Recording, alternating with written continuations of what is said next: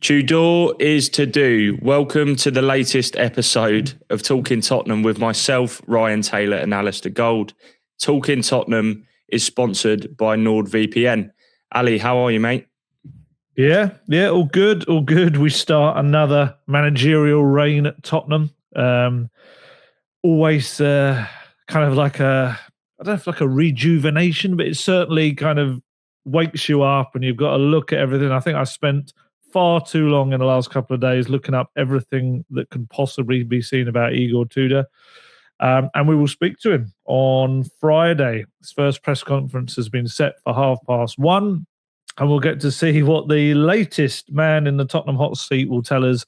But we got loads to talk about because he's a very interesting character. He's got some new staff and a rather big game coming up at the weekend. I know, what a game to throw him in for. Obviously, things moved quite quickly over the course of the weekend. And right on cue, Ali, you had some time off. So you've thrown yourself back into it this week. What was your kind of initial thoughts and reaction to the appointment before you started digging into kind of his history?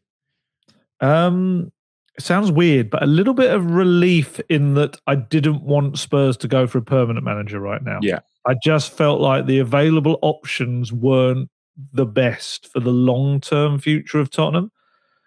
So I think in my head, I was always kind of hoping they would go for an interim appointment because I just think the managerial market in the summer is going to be so wide. There's going to be so many good options they can go for, which I think for the long term of the club. Obviously, very aware that the short term is quite scary at Tottenham right now. And there's this little perilous situation that is going on.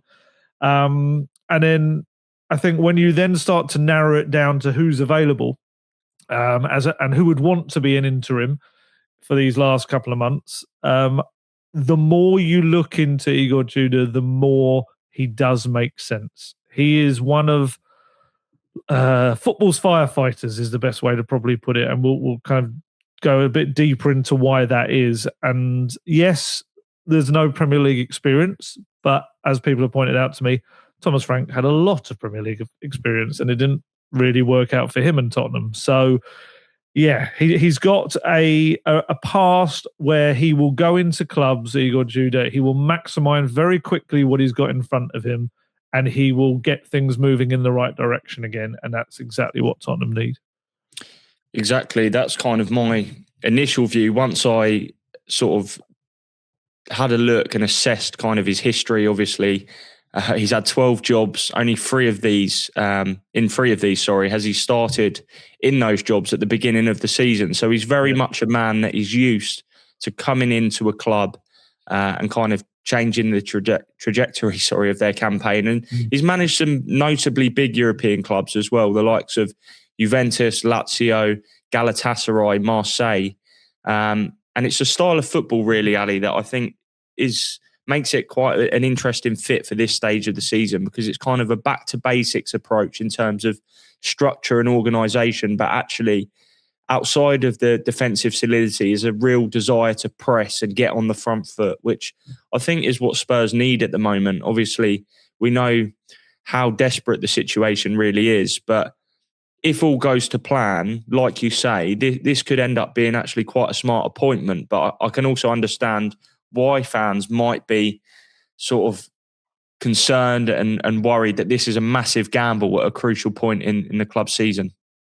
Yeah, look, I think anyone would be a gamble right now. I mean, maybe De Zerbi possibly was the one that wasn't, but if you take De Zerbi, you're getting him on a permanent. And I still have my doubts over whether that would be good for the long term of Tottenham with the way we kind of know his time at clubs goes. But I think with Igor Tudor, he is definitely someone that I can understand. I think a lot of the concerns about Igor Tudor would be more so what happens later when he's at clubs, and the amount of clubs. Was it 10 clubs or 13 clubs? 10 clubs, 13 jobs, something like that.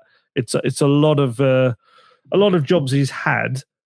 But like I say, I think he is someone that you parachute into a situation just like this to try and fix things. And I think worrying about how he did a year down the line in various clubs, it doesn't really matter because let's be honest, it would be a footballing miracle if he is a Tottenham manager next season. Because if he is, it probably meant he won every single game and he won the Champions League. And it's just not going to happen.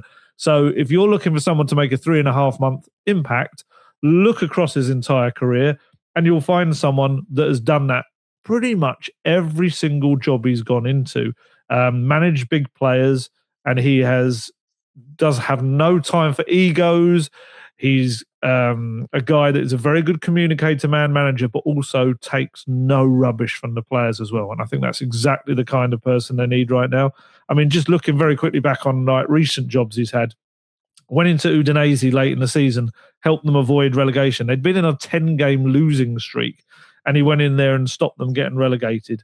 Didn't get him the permanent job, but then a year later, Udinese kind of came back to him, cap in hand, and said, we're kind of in the mess again. Can you save us again? Came in again, saved them from the drop. Went to Hellas Verona, took them up to 9th place. One season in France with Marseille. They got more points than they did the previous season when they finished second. He went in there and improved them. Back in Italy, he went into Lazio, stabilised them after Sarri quit them in March 2024. First 2 months at Lazio, they were unbeaten because he just turned things around really quickly, won 5 of his 9 games, only lost once, and they got a 7th place finish, Europa League qualification, which was absolutely what was asked of him. Again, the next year went into Juventus in the March. His objective was to get them up the table and back into Champions League contention. Got him into 4th place, got him into the Champions League, and again, lost just 1 of the 11 games he had in charge. This is the guy that does exactly what you ask of him in the short term. Yes, at Juventus, he got a contract extension. Didn't work out for him. I think they actually started the season 8 unbeaten, but then it all went a bit pear-shaped for him. But again, doesn't matter. I'm sorry, Igor. I'm sure he'll be a terrific kind of stopgap appointment. But let's be honest, it's unlikely that he's going to be there next season. And if he is, something amazing happened. And we can talk about what an amazing season Spurs ended up having. But for the man for the right now, he's got all of the tools to really do the job.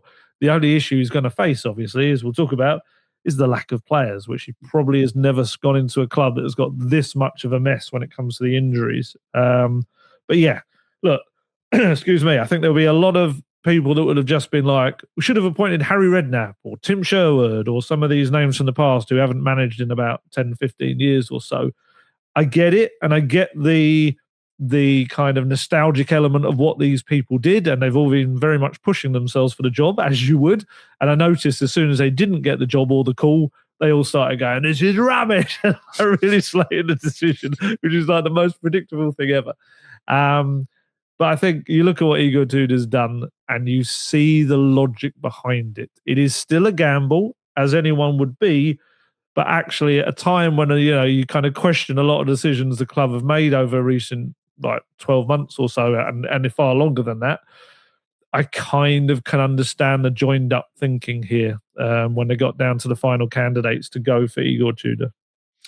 Yeah, and what I would say about his experience, Ali, is yes, he hasn't managed those clubs for long, but actually there's a raft and wealth of experience in different clubs, in different style of clubs, in different leagues.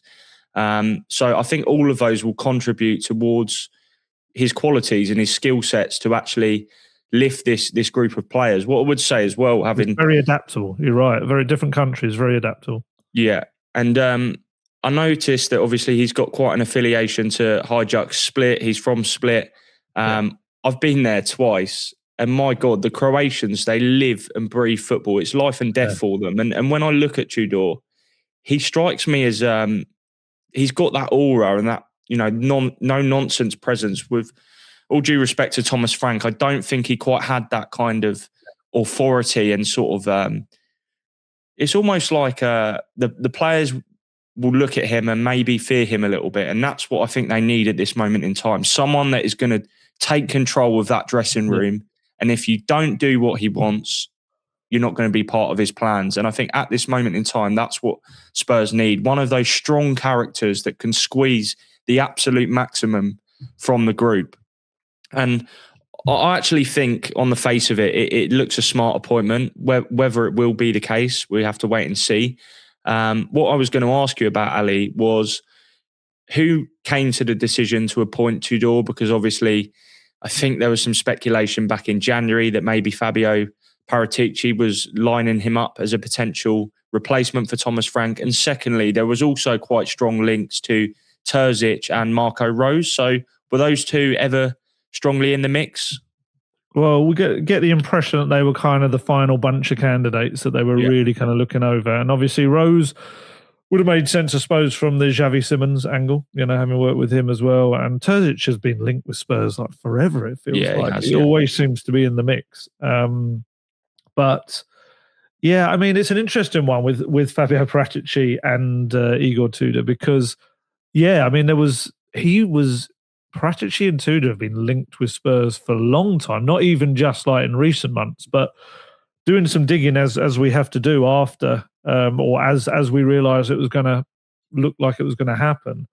Spoke to a few people that know Fabio Paratici very, very well, and all of them said exactly the same thing. Igor Tudor is the absolute antithesis of the kind of manager that Paratici would want to work with. Paratici likes really kind of old school, traditional Italian style managers, Serie A managers, as you can see from the kind of people he picked in Conte, and he wanted Nuno as well. Whereas Igor Tudor's style it was described to me as by one person that very knowledgeable of both Paratici and Serie A football, said it's like watching a basketball game. It will like be from one end to the other. He loves these transitional play. He loves to get the ball recycled really quickly and get it straight up the other end of the pitch. Whereas maybe that's not the Paratici kind of favoured style, which was maybe a more kind of patient, possession-heavy type thing, although Conte technically wasn't that. So that was what I was told, that actually he wouldn't have been someone that he would have really loved working with. But I just wonder, maybe he was asked, identify as a coach who will bring more attacking football to Tottenham. And he said, look, Igor Tudor, obviously the first thing that Paratici always seemed to do was what's happening at Juventus and turn around and look there. And obviously Igor Tudor had been there a few times. Obviously, I think he put him in Pirlo's staff as his one of his assistants as well. Yeah.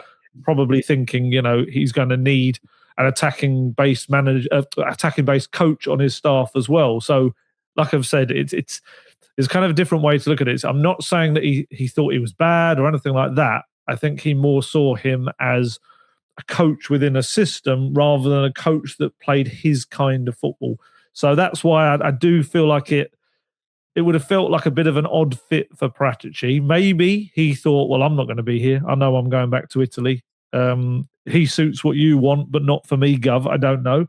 Yeah. But certainly it feels like in the final stages anyway, it was Johan Langer and Vinay Venkatesan that did all of this. Fascinated to know, I don't know if we'll ever find out or not, whether they went through the same kind of criteria and selection process that they went with Thomas Frank, just albeit in a very quicker, rushed fashion. Because, as we said before, that process was flawed because it brought in the wrong candidate, clearly. But I think Tudor's going to hopefully win over people quite quickly because the football will be the type that the fans will be wanting to see. I'm not sure the Arsenal game's the best first example for it. I'm hoping it's not a bit of a horror show, the first one, as he's kind of still trying to get to grips with everything. But yeah, so through the door, and I'm intrigued to see what he's like. Like I said, it's got the first press conference on Friday, and apparently his English is very good as well. So no coming out in his first press conference saying that we will absolutely 100% lose matches. There's no time for that. No time for that. He needs to come out and say they're going to win matches. I was going to say, Ali, haven't you actually heard from him already at the Stade Velodrome a couple of years ago? Because I saw a clip the other day when Højbjerg ran through and smashed the ball into the corner. Tudor was actually on the pitch as Tottenham broke on the counter-attack. So there is that little bit of fire that we see with him. Maybe a little bit like a De Zerbi, that he's quite animated on the touchline, which actually I think is really good because the crowd will probably respond well to that. Yeah, no, you're quite right. I'm sure I would have heard him in the press conference. I don't know. I'm trying to remember if he would have been asked any English questions at that point. So he might have done it all in probably French. I've got a vague memory of him actually speaking through a translator, but I'm not sure. Probably would have been French, and he answered in Italian probably, and then translated through, wouldn't it?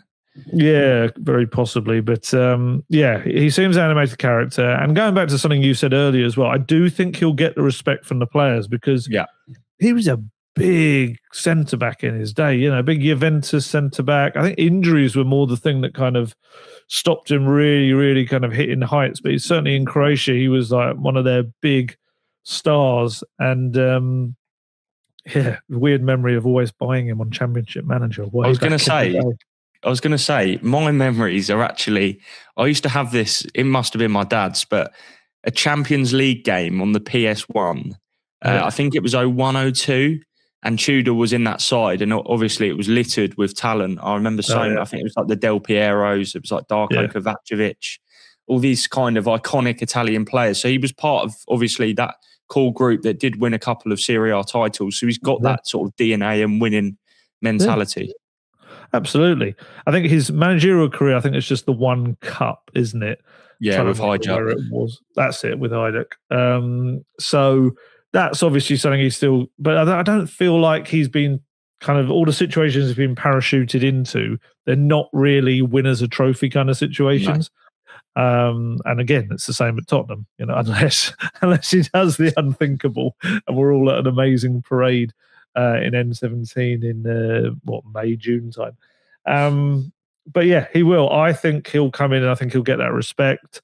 I think the players will have heard of him. And also, let's be honest, with no disrespect to Tottenham, the pressure that you get from the fans or anything, it's nothing compared to Juventus or even Lazio, probably. Lazio, as you said earlier about Croatian football and Hajduk, Serie A football, especially at clubs of that size, it is ridiculous. The fans will storm the training ground and stuff if they're not happy. There is so much pressure in that he'll probably come into this job. It'll be a bit like, what? Like what pressure kind of thing. And then if the fans are a bit unhappy, it'll be like, all right, I've been far used worse than that. And I think the thing for the Spurs fans as well, they wanted so badly for Thomas Frank to go. They have to kind of all in now on Igor Tudor. They have to back him 100% because I'm not, in one sense, it is what they wanted. They could disagree with who they wanted to be the next person, but essentially they wanted this change. They got this change. We all hope it's going to have a big positive influence on it. And if ever this club needed the fans there as well behind them, it's in these final run of games because none of us want to be playing Championship football next season or watching it or reporting on it. Definitely. Just to go back to the point about the respect that he'll probably command from the dressing room, Ali. He's actually worked with a number of Tottenham players already, hasn't he? So Rodrigo Bentancur and Dejan Kulusevski, he worked with it at Juve. Randall Kolomoani actually had quite a purple patch at Juventus at the back end of last season when he joined the club on loan from Paris Saint-Germain. And you've worked out that potentially Radu might have played a game sort of not under his management, but when Tudor was with Pirlo, is that correct? And also there's Kuti as well, that might have been an overlap. Yeah, we've been trying to work out. I think Radu definitely would have been in and around the squad in that season as a young player at Juve and did appear in one game. But also, if, he will have seen him in training. I don't know if he was involved in pre-season as well with him too. He was kind of coming through for the under-23s. I think Dragusin he should know quite well, which will be very helpful because he's probably going to have to play him in a lot of these upcoming games. With Romero, I don't know whether to waste a question to him or not about this, or whether to just ask around the club or stuff. But I have a feeling that from the point that he was added to Pirlo's squad, there was like a 7 to 10 day, maybe almost 2 week window before Romero went off to Atalanta on loan. And it's whether Romero was definitely working with the Juventus team and training at that point or not. If he was, he might have had a couple of weeks of Romero. But yeah, it's a big old group of 5 players, which again probably played a part in the process. And Randall Kolomoani especially, because this is a point where, we'll talk about Wilson Odobert is going to be missing now for much of 2026. He's got very few attacking options. If you can bring in someone that's already got the best out of one of your, let's say, misfiring, certainly in the Premier League attacking options, then it's another little smart tick against his name. Obviously, Bentancur is not going to see him probably for another couple of months. Decky, we'll see. We'll find out. It's going to be very interesting how he reacts to questions about injuries. And because he'll no doubt the club will have told him, don't do it how Thomas did it, because it didn't really work out very well for him. But on the flip side, there's just so many of them. Still, what we're looking at, 11 injuries and 1 suspension. Yeah, which is just insane, the amount that he's going to have to come in. He's pretty much going to have about 13 fit players to pick from. But yeah, and I think his formation is going to be very interesting for the Tottenham fans as well, and what they're going to make of that, isn't it? Yes, I was going to ask you about that. It was the next talking point. A formation that kind of is usually suited to Italian football. We see quite a lot of teams operating with it, but it is slightly flexible, and Tudor actually has operated with back fours at various points in his career, but his preferred system is a 3-4-2-1, which for anyone who's kind of unaware of what that means, it's the Crystal Palace system with kind of 2 inside wingers / number 10s behind a striker. The only thing I would say on that is obviously Randall Colomboani is a player that Tudor has worked with and got success out of, and you've got Dom Solanke as well. So whether it would maybe pivot to a 3-4-1-2 with 1 number 10 behind the 2 strikers, that might be another system that works, obviously slightly different. But I think ultimately, on the basis of what you just said, Ali, with the amount of personnel out at the moment, maybe his hands might be tied slightly. He might have to crowbar the odd player in out of position, whether that's João Palhinha in the defence. Maybe I've seen even suggestions that Conor Gallagher could play at right wing back. We just don't know. But I think that's a system that is going to help bring back key principles that Spurs need at the moment: organisation, hard work, shape, maybe a few more clean sheets and tightening things up at the back. I actually think, looking at the kind of players Spurs have available at the moment, I think this is a system that makes sense. Obviously, Thomas Frank, we saw, utilised it in his past couple of games at various points. And, Spurs did have little flickers of joy. Dortmund at home was one in particular that it kind of really worked nicely for. So I think that the most interesting thing for me, Ali, is you're coming into a situation where, it's a crisis. But actually, is Tudor going to be someone that counts on some of the younger players who he possibly doesn't know? I know that's what fans want to see, but is it a case you're coming in, you want to use experience? I think where Spurs' squad is so short at the moment, I think they would be silly not to look at some of the younger players in the squad to see if they can sort of just bring something new to the table. But I don't know whether that will happen. Do you know what? I think it might, because that will have been part of the discussions, but also he is a guy who demands a lot of running in his teams. He wants everyone to press all over the pitch as much as they can. It's quite a narrow formation, but a lot on the wing backs to be that width. The rest of the players are kind of going to be in a channel right through the middle of the pitch. And if you don't run for him, he dumps you out of the team. It's as simple as that. And like you said, the numbers aren't really there to do that without bringing into the team the younger players. So, you said about the 3, I think you're right. I think he will kind of veer between a 3-4-1-2 and a 3-4-2-1. I think he'll kind of work out which one fits the team the best. And where I think Conor Gallagher could actually be quite key is whether you use him as a 10 or whether you use him as a deeper lying midfielder. But yeah, if you're going to go over a back 3, and this was maybe one of the frustrations with Thomas Frank, was that every time he would come across a formation that worked, it would just take one hiccup and he'd ditch it. So the back 3 was working pretty well, and Spurs were finding some joy. It was kind of, the whole system was getting the best out of Xavi, and then it kind of stuttered and stumbled a bit in the first half against Man City, and we just didn't see it again. It was like it was ditched, and it was like you kind of wonder, had he stuck to it in the games after, maybe his time at Spurs would have been prolonged a little bit. But obviously that's Igor Tudor's game, and he comes in, and right now numbers are short in central defence, so it is either going to have to be Palhinha, if Porro is back and fit for the North London derby, which we'll find out later in the week, maybe Archie Gray plays on the right of the back three, or Janai. Going back to your young kind of youth question, Janai Byfield, only 17 years old, but has already shown that he can be thrown into tough situations. And in a back three, he'd be absolutely fine. And you could play him on the right side of the three, absolutely without any issues. I'm fascinated formation-wise, and it'll be interesting to see whether he kind of goes into the detail of that in his first press conference, whether he'll actually say, yes, that's how we'll be playing, or whether he's going to leave it as a bit of a surprise for Mikel Arteta to find out. Because this is the other aspect, is that we talk about, he needs Premier League experience. We needed someone in Premier League, knew the opposition, knew what they were going to do. But the flip side of that is the opposition won't know what to expect from Igor Tudor's Tottenham.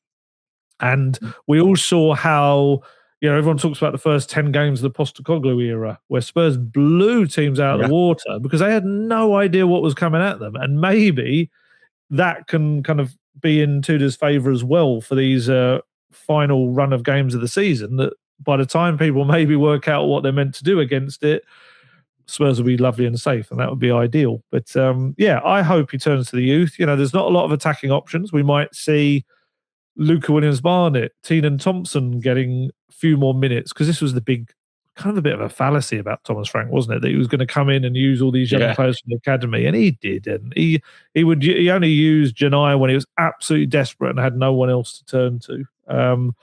Whereas, technically, I guess, could still be the case of it being that with Igor Tudor. But I'd love to see some of these players start to kind of be blooded in these final weeks. Who knows if the season goes as we kind of want it to, and they can get away from safety in the opening month or so, then it kind of eases the pressure on also bringing these players into the Premier League and giving them a little less pressure to shine within. But I'm very interested to see how the team works. And a lot of players, I think wing-back suits the full-back Spurs have got quite well. I'd prefer to see Porro and Spence further up the pitch. And also Sousa. It gives him a kind of an easier, easy, it's never really easy in the Premier League, but certainly less pressure on him defensively as a wing-back than it would be as a left-back. So, I'm intrigued to see, like you say, whether Callum Moani and Solanke become a strike force. Does he crowbar Callum Moani into being a number 10, or how does it work? Just the main thing is no more injuries, please, and let's get some players back for him. Definitely. What I would say about the back three, Ali, is I know some supporters might be sort of a little bit downbeat about playing a back three. It's too defensive or whatever. But I actually think the personnel in Tottenham's squad, I know obviously they've got injuries at the moment, but it's so suited to play with back three. I mean, Romero and Van der Ven, we've talked about it before, but they're great on paper, but actually they concede a lot of goals. Whereas if you throw someone like Dragusin in, I know he got caught out against Newcastle and there was a few hairy moments against Man City, but generally he played quite well. I would like to see that back three sort of, or even with Kevin Danso in. I think it's a real strong sort of spine to the team. We saw it against PSG. And you throw players like Luka Vuskovic into it as well, and it gets, really quite tasty. I know there's so many kind of factors that come into play when we talk about how Spurs might look next season. Will Romero be here? Will Mickey be here? You'd like to think so. And even maybe, is Luka going to stay on loan in Germany or go elsewhere on loan? But I think the back three is something that I really quite like, even though it's, maybe not universally popular, because I know fans love to see attacking football, and maybe it is sort of focused on sort of winning games sort of 2-0 as opposed to sort of scoring loads of goals. But I do think it's definitely a smart move between now and the end of the season, and having that sort of defensive shape and block allows the forward players to have freedom to attack. So hopefully it can be a sort of a platform for the rest of the season, just to sort of be a lot stronger and be harder to beat. I think that's the way I kind of view it. No, I agree. Back three doesn't have to be a defensive formation. In its purest form, you could argue it's only having three at the back rather than four. So you really could be pushing someone further up the pitch if you use it in the right way with your attacking movement. So Yeah, I think the idea is that he will bring a more attacking football than Thomas Frank did, despite the formation and people thinking that a back three will be more defensive. But also, Spurs do have to not concede. They've got to be better at that as well. And I think having three centre backs should help their shape a little bit better with that, especially when you get Romero back as well eventually, and Danso coming back. Suddenly, there's quite a few options for those centre back positions as well. And there will be players that will be unlocked by him coming. He may get more out of Radu Dragusin, having known him well, and playing in a Serie A style of football, albeit a little bit of a different one, may help Radu Dragusin. That's where he excelled at Genoa, playing that way.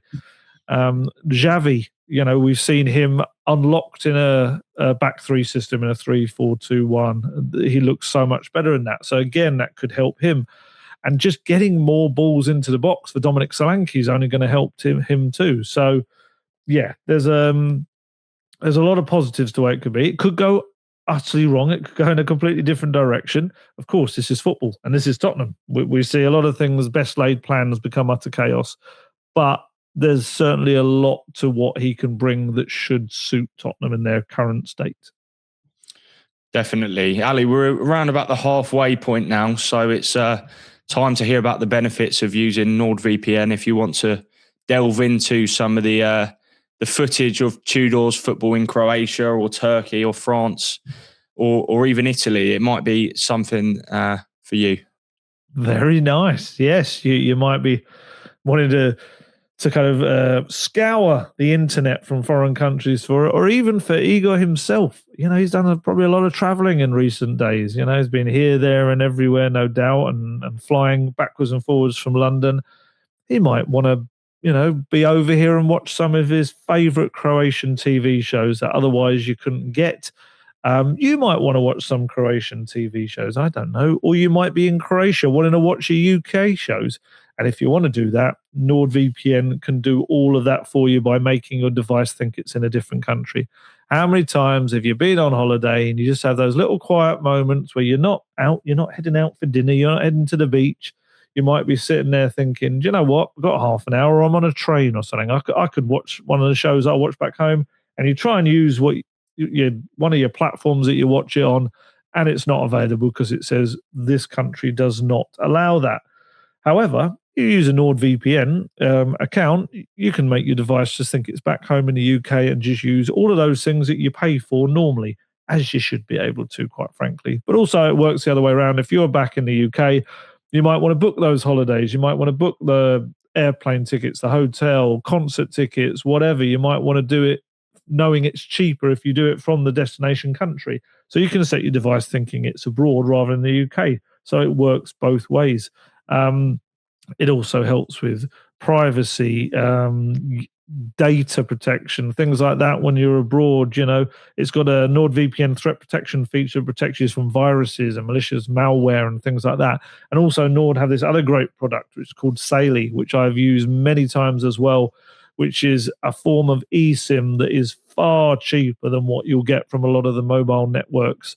And yeah, it's an excellent service. I've used it in very far-flung corners of the world to give me data and just essentially be able to use my phone as I would back at home, accessing whatever I want. It's terrific. It really is. And one NordVPN account gets you 10 devices you can use that on as well. So it's a very easy thing to use. Honestly, I'm not the most incredible person when it comes to technology, and I find it very, very simple to use.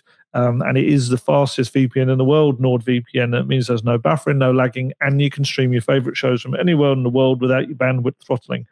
You can get your best discount off your NordVPN plan through our special offer, which you can find at nordvpn.com/talkingtottenham. Our link there gives you an extra 4 months on a 2-year plan, and there's no risk with Nord's 30-day money-back guarantee. The link, in case you missed it there, is in the podcast episode description box. Fantastic, Ali. Thank you very much. Let's now delve into some of the backroom changes that have come, obviously, with the arrival of the new manager. Some have stayed.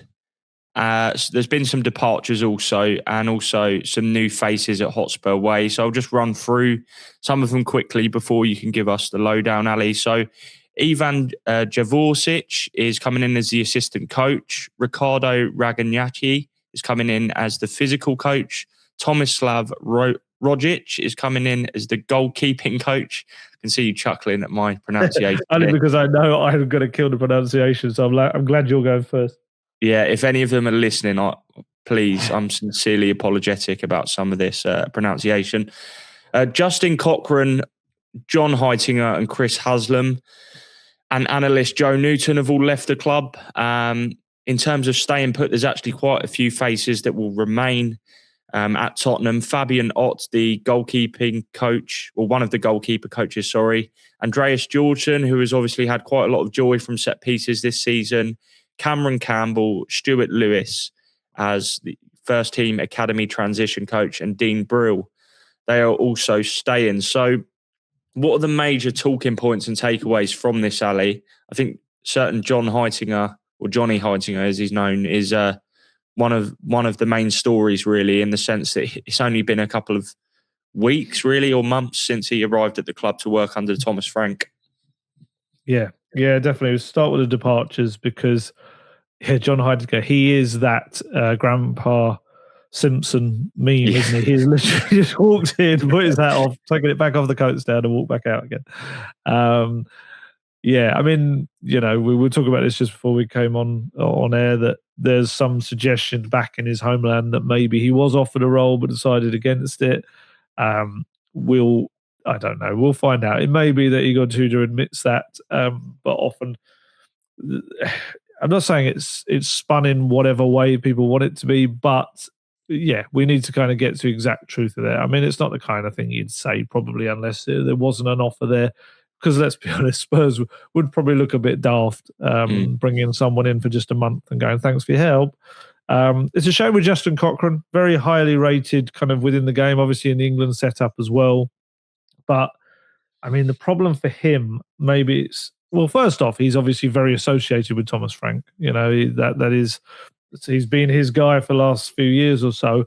But also, I think the fact that he was responsible for attacking play, really, of the side, which, let's be honest, was kind of non-existent in a fair few games. So I don't think this has been a massive boost to him. And it is kind of his CV, which is a shame because he is, a Tottenham coach. He's kind of come through the ranks at Spurs. He's had a hell of a tough time of things in life in recent years as well. And just is an all-round good guy, and he is a talented coach, but it just hasn't worked for him for one reason or another at Tottenham. So he heads out the door. Chris Haslam, again, very associated with Thomas Frank, his head of performance. So they were kind of, excuse me, a bit of a bundle coming together. Same with Joe Newton, his first-team coach analyst, who is one of those guys that, from the outside, he's probably going to be remembered for the guy that kind of saw the Arsenal Cup, or looked like he was seeing the Arsenal Cup. I'm pretty certain he was not seeing that Arsenal Cup. It was just the timing of the photo at Bournemouth. But he is a guy who everyone has spoken to said really good things about him. He's the guy that prepares the team for every situation. What they do with the information, who knows? But certainly all four of them are coaches or analysts with a lot of merits to them. But for one reason or another, they're not going to be part of what's happening at Tottenham going forward. So let's talk about those who are. Even Javorcic. It's difficult, the Croatians with their C's, aren't they? They can kind of go either way. With I feel a bit better now, Ali. Yeah, don't worry. I'm going to absolutely murder pronunciation. I love the fact that you thought that they'd probably rocked up in England and they're sitting there listening to Talking Tottenham to see how we pronounce their names. It could be. I doubt it, but it could be. We're very fortunate to have a lot of listeners, but I'm not sure if they're going to be one of them. Ivan Javorcic. Also 47-year-old Croatian from Split as well, similar to Tudor. He's been as assistant manager at both Juventus and Lazio, and obviously played his part in that surge in form at both clubs. So he's built up his own little background of succeeding in tough situations alongside him. He was a manager himself a few years back. He was a manager of the newly relegated Venezia in 2022, I think it was. I've got it somewhere here in my notes. Yeah, he was. Worked within the youth setup at Brescia to begin with. think that was mainly where he played as well. He was a defensive midfielder back in the day. So he played there, came through as a coach in their academy. I think he had a little caretaker stint in the senior team as well, but he wasn't able to do more than a game or two because he didn't have the coaching qualifications at that point. I think he's got the pro license and everything now, so it's not an issue nowadays, but way back then. And then we got Riccardo Ragnacci, who he looks like a guy you don't want to mess with, is probably the best I'd put it. He is the new physical coach. I was kind of doing a bit of scouring on him on the internet, and he's on social media. He looks like a tough guy, and I guess that's what you need when you want to get the players into the physical shape required for the football. I'm fascinated to see whether we get the classic manager taking over of a struggling team of saying, yeah, they're not fit enough. My goodness, how many clubs have we seen that? And Tottenham, have we seen the next manager say they're not fit? I think Nuno said it about them. I think Jose said it about them. Conte said it about them. It's like, well, if the last guy said they weren't fit enough and then fixed it, how's the next guy saying they're not fit enough and fixed it? It just is this like go-to phrase they come out with. So I'll be fascinated to see whether he comes out with that as well on Friday. But yeah, Ragnacci's actually been with two different clubs. He was with him at Juventus after joining from Empoli last summer. But he was also with him at Hellas Verona as well, where he had a pretty successful stint too. He did have a habit, Igor Tudor, of leaving clubs after a bit of a bust-up, what further down the line. He unhappy at transfers, unhappy at various things. Again, doesn't matter at Spurs, probably not. And the goalkeeping coach, Tomislav Rogic, 50-year-old, another Croatian, makes it the hat-trick of Croatians. Spurs have had a good history of Croatians as well at the club. So I'm hoping these three kind of write themselves into the history of this club in a good way. He's been all over the shop. He was with Tudor, Rogic at Lazio and Juventus, but in his own right, he's been at Club Brugge, Zenit, Shakhtar. He even coached India's national team goalkeepers at one point. He has been all over the place.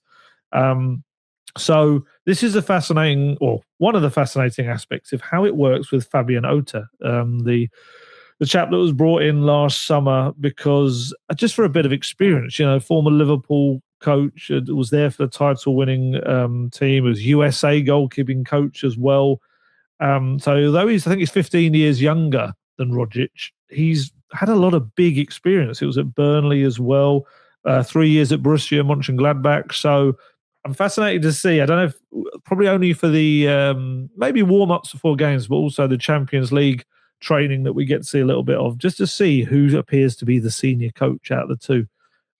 It's a very strange situation because you've got those two, and like you said earlier, Dean Brill as well, who's like the assistant coach who's stepped up from the academy. So you've got three goalkeeping coach, three senior goalkeepers. Yeah. I mean, technically, Dean Brill's job is to, a bit like Stuart Lewis, is to kind of work with the younger players that have come through from the academy. So for Dean Brill, it'll be more about, I guess, I don't know, players like Samuel Archer, Luca Gunter, Aaron Maguire, players like that he'll be working with mainly. But I'm just fascinated to see how that all works. And then, the ones who have also stayed, Andreas Georgsson, let's be honest, everyone wanted him to stay because it's been the one successful part, really, under Thomas Frank, is the set pieces. So if you've got a guy that's managed to sort that out, and the good thing about Andreas Georgsson as well is he's not just a specialist set piece coach. He's actually qualified to be a full general coach as well. So he'll be able to work on other stuff with the team. And then you've got Cameron Campbell. I'm also very happy that he stayed. Not that I'm delighted anyone's left, but with Cameron Campbell, he's the club's individual development coach. And a lot of people around the players have told me like he's done some really good bits and pieces of work with them. He focused on little aspects of their game. It reminds me back in the day, Martin Jol used to have a skills coach called Ricardo Moniz, who similarly the players loved working with because there's little bits to their game that he added. And it was something that Spurs felt they lacked. And actually it was Thomas Frank and Johan Lange that kind of pushed for it.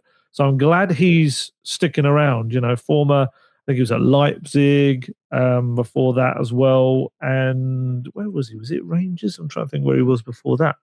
But he'll I'm hoping he's someone that whoever comes in the summer will want to keep as well. I think to have a skills coach and an individual coach is a really kind of, I know it's a more American aspect. You have in the NFL, you have so many different coaches working on so many different areas of the team, but I don't see why football can't go that way as well.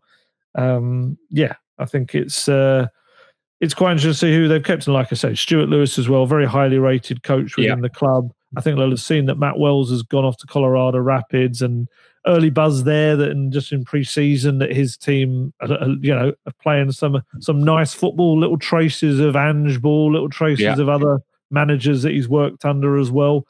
And I think probably in Stuart Lewis, they see someone as like, okay, now we want to develop him. Let's not let him kind of head off and too early anyway. It's a wide-ranging, varied coaching staff. I'd imagine the new guys, waiting for their work permits, which will hopefully come quite quick. I don't know whether they were involved in the first day or not. I'd imagine probably not, but we'll see them no doubt in photos as this week goes on. Yes, definitely. I think that's going to be interesting, isn't it? When you go from keeping kind of some of the figures that already have a key understanding of the group to then sort of blend in new ideas. Is it going to work fluidly, or is there going to be kind of a little bit of period of adaptation? That's what I'm intrigued to see about. Before we touch on Arsenal, Ali, which is obviously a massive game, and we've not really spoken too much about it, maybe because of the contrasting fortunes of both teams at this moment in time. But it's really important that we do discuss the Tottenham Hotspur Supporters Trust, who have recently published some of the comments, or they've actually had to leave out some of the stuff that was discussed with the Spurs hierarchy.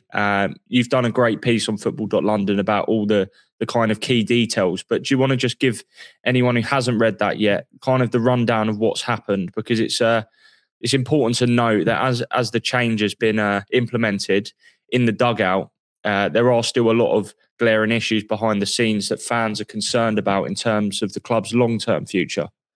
Yeah, absolutely. Yeah, it is a club that has kind of said a lot of things it was going to do and thus far hasn't delivered on them. It is a club that is in flux, and we've said it before, I think it's 13 different head of departments have changed over the last year or so. And it is a club still figuring out what it is, what it wants to be, what it's going to be. And what is a vital part of moving forward is regular meetings between the Supporters Trust and the club to let the club know, if they weren't aware, exactly what the fans think of them and forge a kind of path together. So over the years, the way these meetings have always worked, and this is stretching back decades really, is that the club and the Supporters Trust will have a meeting. Certain figures from both sides, it's normally 4 of each, let's say, will meet up. They will have a meeting, and then afterwards, the minutes of that meeting will be agreed by both parties, because there may be that perhaps, I don't know, sensitive financial information was spoken about or something which can't then go in public minutes, or it could be anything. It could be anything. And so what is eventually comes out is not exactly verbatim what was discussed, because certain aspects, like I say, it's not, always going to be a conspiracy theory. Sometimes it genuinely is stuff that just cannot really be for public consumption because it is of an operationally sensitive nature or financial nature or something. So what's happened on this occasion is that clearly the Supporters Trust have come out of the meeting, and it's taken so long to get these minutes kind of agreed on. I mean, the meeting was February the 2nd, which, we're on the 17th now, so that's more than 2 weeks on. And so they finally submitted their minutes, but made it very clear, and this is, trying to think if this is the first time this has happened, but essentially the Trust have come out and given a paraphrase kind of commentary on all the bits that were taken out, which is it's a big move, and I'm fascinated to know how those phone calls and conversations went after that happened. But, I don't think there's anything wrong with fans challenging the club and the board and stuff like that. It's kind of a healthy part of the dynamic. Yeah. But yeah, just a little bit of I should say, the Trust side was headed up by the chair, Michael Green. There was a little group of 4 of them.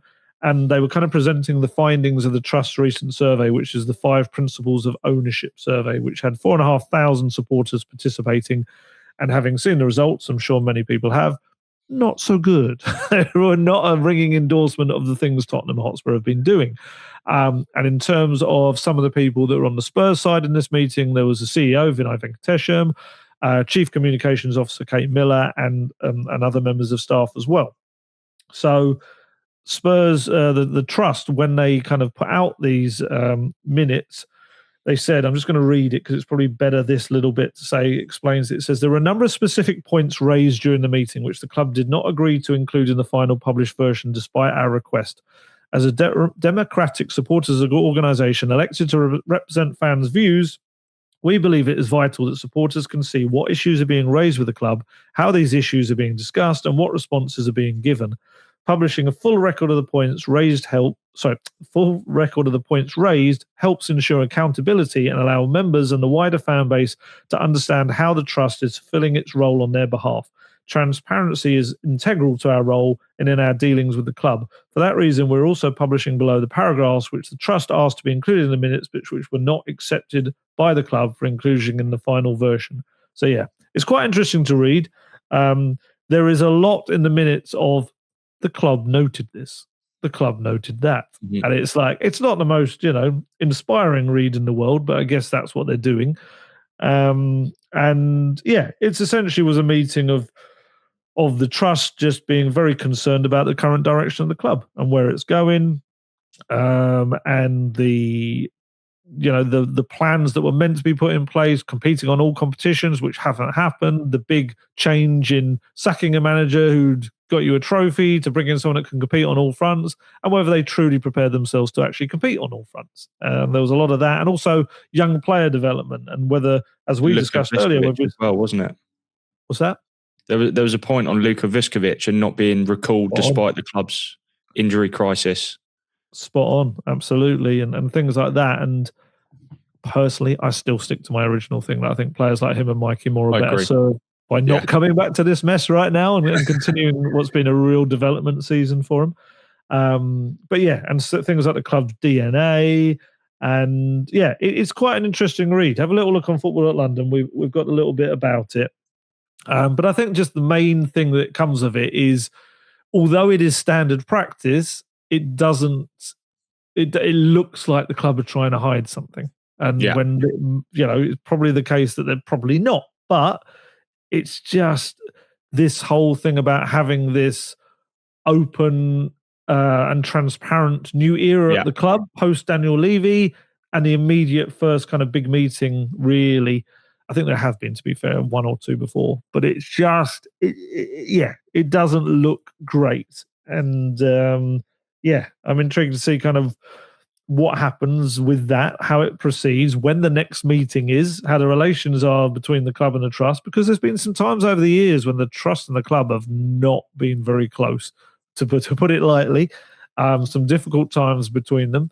And yeah, it was just after everything that happened this week, it was another little interesting footnote in things that are happening at the club right now. And we'll see what leads from it. And I'll no doubt be talking to people from the trust who are excellent. We did the Q&A event with them for charity last week, so we've got a good relationship with the trust. They're good people who work incredibly hard.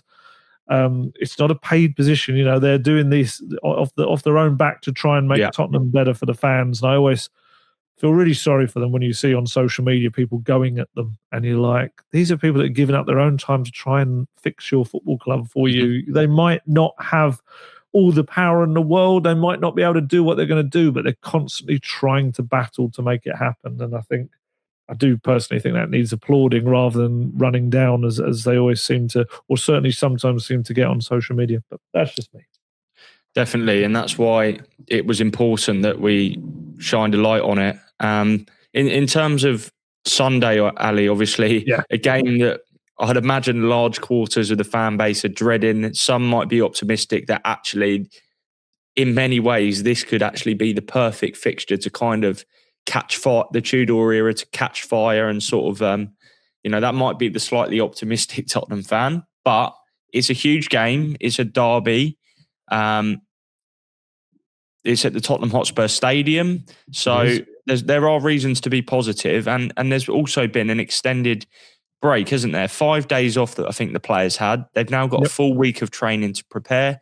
the manager was through the door on the Monday. So as much as, the situation has been somewhat disastrous, there are reasons to be kind of optimistic and positive that actually it's a full week to prepare for a big game. Yeah, absolutely. I think the key thing is we don't want anyone in this Tudor reign to lose their head, do we, going into this big game? I was just waiting to see whether that landed or not. I just see your face taking that little moment and go, yeah, that was rubbish. Yeah, it's a huge It's good. game. I thought that was good, mate. Your face said otherwise. I had to take a couple of seconds to process what you were saying, but it was super. A lot of people often have to when I try and make a joke. It takes a while. Yeah, so I think having fresh energy, albeit with a reduced squad, will benefit them in terms of what he's going to ask them to do. That's going to be a huge thing. They're going to have to press like absolute mad in this game. They are going to have to win every battle. They are going to have to fight for everything, because we know the season that lot down the road are having, and it is overall a very good season. But the fact that they've got another game tomorrow night, it's away at Wolves, isn't it? Yes. So, yes. That'll be tough.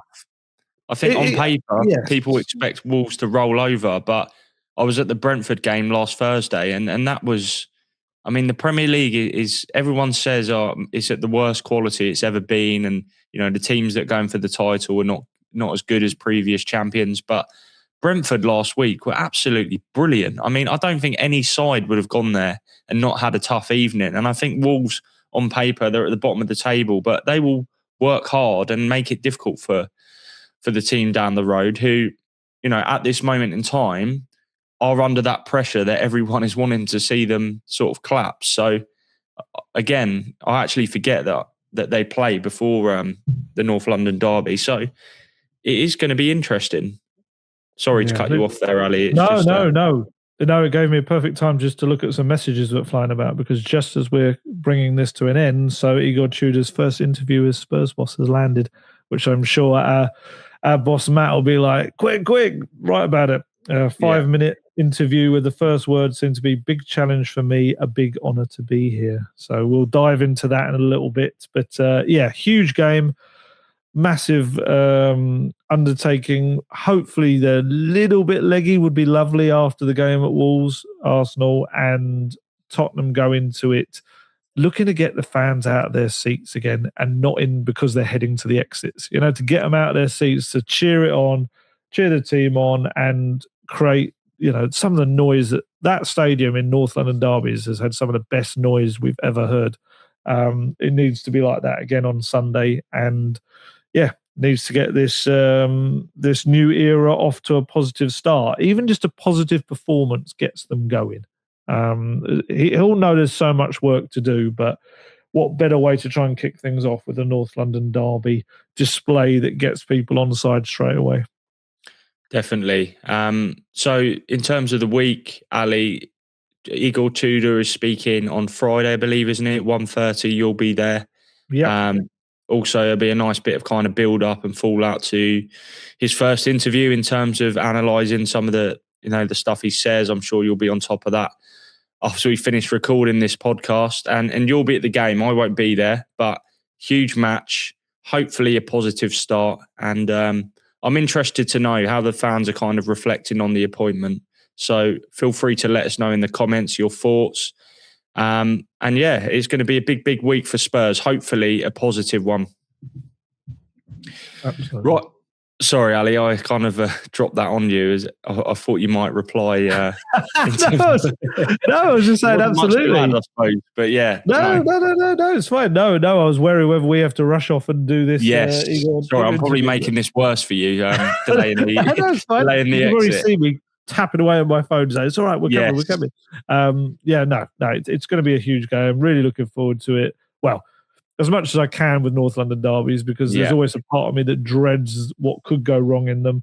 But I think there's a new start always gives a renewed sense of optimism, doesn't it? And that's what everyone needs to take into this game. Definitely.